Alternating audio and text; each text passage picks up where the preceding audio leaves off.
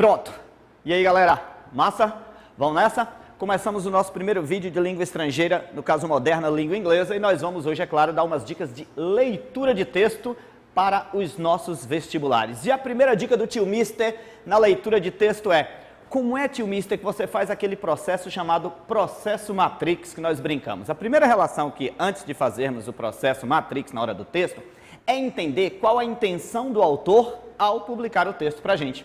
Por exemplo, humans and mice are both more similar, different than previously thought.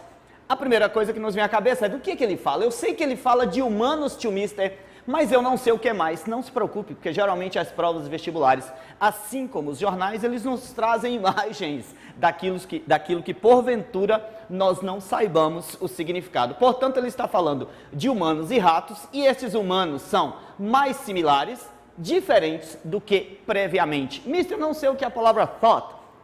Previamente pensávamos, mas isso é desnecessário. Se eles são diferentes ou similares como previamente, é óbvio como previamente nós imaginávamos. E aí o texto, ele vai fazer uma brincadeira com a gente. Nos traz Scientists publish hundreds of studies. Mas observem, antes de lermos o texto, nós entendemos o título do texto, agora nós vamos fazer o processo Matrix. O que o tio Mister chama de processo Matrix? Gravar e ler somente aquilo que eu já tenha certeza. Não adianta na hora da prova querer ler ou aprender ou lembrar de vocabulário que você nunca viu na vida, né?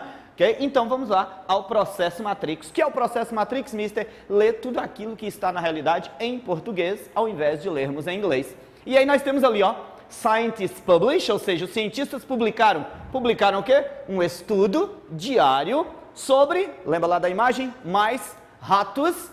E esses estudos feitos com ratos, eles produzem antidepressantes aqui, fala do sistema imunológico dos animais ali, né? Mas isso não é porque nós ligamos ou cuidamos ou estamos interessados na biologia do rato.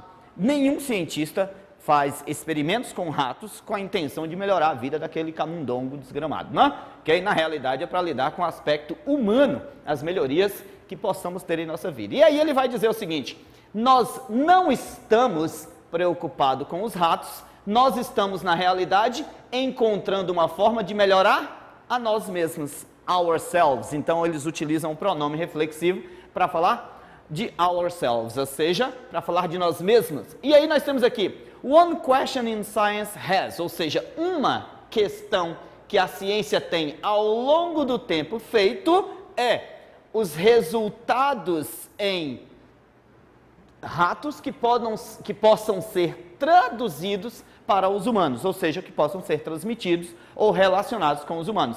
E aí, o texto também diz que tinha um time, uma equipe com mais de 130 cientistas, galera, colaborando durante quanto tempo? 7 anos. E aí nós temos 137 anos, que o Mister chama em língua inglesa e em qualquer língua do mundo, de elemento tipográfico, responsável em média por 80% das questões de prova em língua inglesa no Brasil. E durante esses 7 anos, eles correram atrás, requereram respostas a essa questão. De que forma? Mapeando a genética do rato, correto? E usando esta genética do rato para regular os seus genes.